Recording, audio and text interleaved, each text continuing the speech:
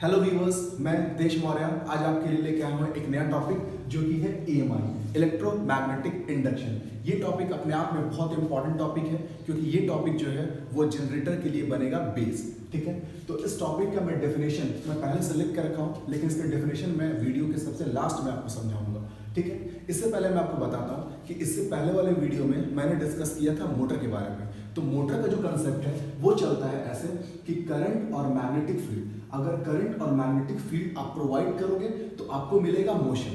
Current plus magnetic field equal to motion. इस चीज को बहुत अच्छे से स्टडी किया माइकल फैराडे ने। माइकल फैराडे ने सोचा कि ये जो इक्वेशन है अगर मैं इसको रिवर्स करूं तो क्या वो ट्रू होगा कि नहीं। रिवर्स करने का मतलब होता है कि अगर मोशन और मैग्नेटिक फील्ड प्रोवाइड करेंगे तो वो करंट मेरे को मिलेगा कि नहीं। तो इस चीज के ऊपर माइकल फैराडे ने बहुत रिसर्च किया और रिसर्च करने के बाद फैराडे ने किए दो experiment. Experiment number 1 Faraday experiment of motion और experiment number 2 Faraday experiment of current. अब वो जो मोशन और करंट का जो एक्सपेरिमेंट है मैं एक एक करके आपको अच्छे से समझाता हूँ, क्योंकि ये जो फैराडे के जो एक्सपेरिमेंट है ये बेस बनेंगे EMI के, और EMI जो बेस है वो किसका है, जनरेटर का। मैंने आपको पहले बताया। ठीक है, अब मैं पहले स्टार्ट करता हूँ मोशन के साथ में। फैराडे ने क्या किया, उसने एक कॉइल बनाया और कॉइल के साथ कनेक्ट किया गैल्वेनोमीटर के साथ। गैल्वेनोमीटर हो सकता है आपके लिए एक नया वर्ड हो। मैं आपको बताता हूँ गैल्वेनोमीटर के बारे में एक छोटा स्मॉल डिस्क्रिप्शन। आप जानते हो जैसे किसी भी सर्किट में कितना करंट फ्लो हो रहा है उसका मेजरमेंट के लिए हम लोग यूज करते हैं अमीटर। लेकिन अमीटर के साथ प्रॉब्लम क्या है कि वो सिर्फ मेरे को बताता है कि कितना अमाउंट ऑफ करंट फ्लो कर रहा है सर्किट में।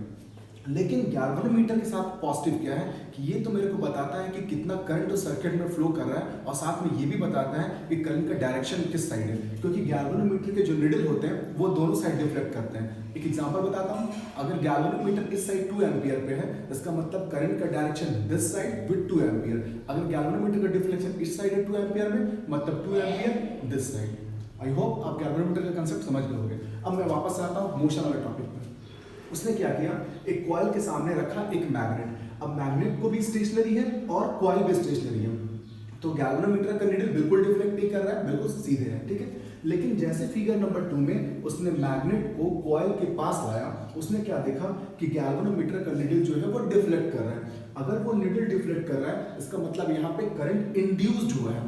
मैं यहाँ पे एक वर्ड यूज किया, इंड्यूस्ड। इंड्यूस का मतलब आप समझ लो। इंड्यूस का मतलब ये होता है कि इस कॉइल में पहले से करंट नहीं था, जैसे आपने इस मैग्नेट को इसके पास लाया करंट उसके ऊपर आया। पहले से करंट नहीं था, उसके ऊपर आया, इसलिए वर्ड यहाँ यूज कर रहा हूँ इंड्यूस्ड। ठीक है, लेकिन जैसे वो मैग्नेट इसके पास ला रहा था और जब वो बहुत क्लोज पहुंच गया तो उसे मैग्नेट को रोकना पड़ा। जब मोशन रुक गया तो उसने देखा कि गैल्वेनोमीटर का नीडल फिर बीच में आ गया और वो करंट स्टॉप हो गया। फिर उसने मैग्नेट को वापस पीछे की तरफ लाया, और जब उसने वापस पीछे की तरफ लाया तो उसने देखा क्या कि गैल्वेनोमीटर का नीडल जो है वो अगेन डिफ्लेक्ट किया, लेकिन रिवर्स डायरेक्शन में। इसका मतलब क्या हुआ कि करंट जो है वो इंड्यूस्ड तभी हो रहा है जब मैग्नेट कॉइल के पास आ रहा है या उससे दूर आ रहा है। इसने इस एक्सपेरिमेंट को वाइस वर्सा में किया। वाइस वर्सा मतलब मैग्नेट को स्टेशनरी रख के अगर कॉइल को पास लाया और दूर लाया तो भी ये चीज देखने को मिला।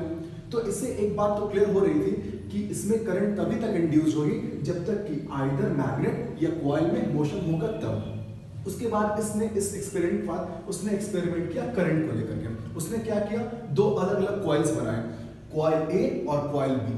कॉइल बी के साथ उसने गैल्वेनोमीटर को लगाया और कॉइल ए को कनेक्ट किया एक पावर सोर्स के साथ। अब जैसे उसने इस कॉइल ए में पावर को ऑन किया, उसने क्या देखा कि सडनली कॉइल बी जो है जिसमें गैल्वेनोमीटर लगा है बहुत ह्यूज डिफ्लेक्शन हुआ, लेकिन वो तुरंत फिर स्टेशनरी आ गया। मतलब इसमें जो करंट था वो very fraction of moment, very small time के लिए आया। और उसके बाद जब ये करंट को स्विच ऑन कंटिन्यू उसने रखा तो फिर इसमें कोई डिफ्लेक्शन नहीं। लेकिन फिर जैसे उसने इसका स्विच को ऑफ किया उसने देखा क्या कि ये जो गैल्वेनोमीटर अगेन डिफ्लेक्ट किया रिवर्स डायरेक्शन में। तो यहाँ पे इस सेकंड वाले कॉइल बी में करंट तभी इंड्यूस्ड हुआ जब उसने स्विच ऑन या स्विच ऑफ किया।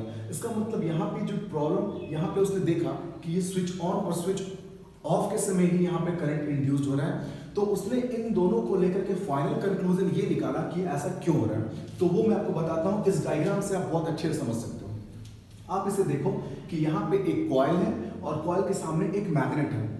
अब आपको ये पता होना चाहिए कि मैग्नेट से जो मैग्नेटिक लाइंस है वो हमेशा नॉर्थ से साउथ की तरफ जाती हैं। अगर अभी मैग्नेट और कॉइल स्टेशनरी है तो आप देख सकते हो सिर्फ 2 या 3 मैग्नेटिक लाइंस जो है वो सिर्फ इस कॉइल से पास कर रही है, लेकिन और ये जो है ये कांस्टेंट है, बिल्कुल चेंज नहीं कर रहा है। लेकिन जैसे ये मैग्नेट को आप इसके पास लाओगे तो आप देखोगे जो मैग्नेटिक लाइंस जो इस कॉइल के साथ लिंकअप है वो चेंज करेगा और फिर आप दूर लेके जाओगे तो मैग्नेटिक लाइन जितने अभी हैं वो धीरे धीरे कम होते जाएंगे। तो आपने ये देखा कि इस वाले केस में कि जब तक वो मैग्नेट या कॉइल एक दूसरे के पास आ रहे थे तभी करंट इंड्यूस हो रहा था। तो वो मैग्नेट या कॉइल अगर एक दूसरे के पास आ रहे हैं तो चेंज कहाँ पे दिख रहा है, ये नंबर ऑफ लाइंस जो कि इस कॉइल से पास कर रहे हैं। तो इसका मतलब यही जो बेस बना EMI का। तो आप देखो मैं आपको बताता हूँ EMI का डेफिनेशन। EMI का डेफिनेशन क्या बोलता है कि whenever a magnetic line link with a coil change then the current will be induced in the coil till the change occur। आप लगता है मेरे बात को आप समझ गए होंगे। इसका डेफिनेशन क्या कहना चाहता है कि जब तक ये जो मैग्नेटिक लाइंस है जब तक इस कॉइल के साथ जो पास हो रहे हैं जब तक वो चेंज करते रहेंगे तभी इसमें करंट इंड्यूस्ड होगा, और जब वो कांस्टेंट हो जाएंगे तो बिल्कुल भी करंट जो है उसमें करंट फ्लो नहीं करेगा। अब मैं आपको इन दोनों जो एक्सपेरिमेंट है इसका कंक्लूजन बताता हूँ। तो इस वाले सेकंड वाले कॉइल में जो करंट इंड्यूस्ड होगा उसका जो स्ट्रेंथ होगा वो किस फैक्टर पर डिपेंड करता है। वो फैक्टर्स मैंने यहाँ बहुत क्लियरली लिख के रखे हैं, आप एक एक करके मैं सारे फैक्टर्स को आपको समझाता हूँ। पहला फैक्टर है number of turns in coil, मतलब ये कॉइल इसमें जितने ज्यादा आप कॉइलिंग करोगे जितने ज्यादा सर्कुलर टर्न्स बनाओगे उतना ज्यादा करंट इंड्यूस होगा इस कॉइल में। अब सेकंड आता है rate of change of magnetic lines. अब ये मैग्नेट को अब जितना फास्ट इसके पास या इससे दूर लेके जाओगे तो मैग्नेटिक लाइन जो इसके साथ लिंकअप है वो उसका जो रेट होगा चेंज का वो फास्ट होगा। तो जितना फास्ट आप उसको मूव करोगे इसमें करंट का वैल्यू इतना ज्यादा होगा। जैसे आप इस एग्जांपल में देखो, जैसे इस वाले में एक्सपेरिमेंट जो करंट वाला था, अचानक से एक एग्जांपल बताता हूं। अभी अगर ये स्विच ऑफ है तो बिल्कुल कोई भी करंट इससे पास नहीं कर रहा है, इसमें भी कोई करंट इंड्यूस नहीं हो रहा है। अगर सडनली इसमें अगर स्विच ऑन ऑफ करोगे तो लगभग एक rough example 100 of magnetic line जो है वो इससे पास कर लेंगे। तो 0 से 100 आप देखो चेंज बहुत ज्यादा है, तो चेंज बहुत ज्यादा है तो इसलिए इस वाले कॉइल में जो करंट इंड्यूस्ड हुआ था वो बहुत ज्यादा हुआ था। ठीक है, अब आता हूं third factor, strength of magnetic lines. यहाँ पे स्ट्रेंथ ऑफ मैग्नेटिक लाइंस बहुत इंपॉर्टेंट रोल प्ले करता है। स्ट्रेंथ ऑफ मैग्नेटिक लाइंस का मतलब ये होता है आप जो यहाँ पे मैग्नेट यूज कर रहे हो इसका स्ट्रेंथ कितना है। अगर ये मैग्नेट पावरफुल होगा तो सेकंड वाले कॉइल में जो करंट इंड्यूस्ड होगा वो भी बहुत ज्यादा होगा। अगर मैग्नेट अगर वीक मैग्नेट होगा तो इसका मतलब इसमें जो करंट इंड्यूस्ड होगा वो भी बहुत कम होगा। और लास्ट है strength of current in other coil. ये इस वाले एक्सपेरिमेंट के लिए था जिसमें कि अगर इस कॉइल में जितना ज्यादा आप करंट फ्लो करोगे उतना ज्यादा अमाउंट ऑफ करंट दूसरे वाले कॉइल में इंड्यूस्ड होगा। तो ये सारे फैक्टर्स जो हैं वो रिस्पॉन्सिबल हैं current induced in the coil. अब आपको लगता है कि मुझे लगता है कि आप ये क्लियर हो चुका होगा आपको फैराडे के 2 एक्सपेरिमेंट्स और EMI।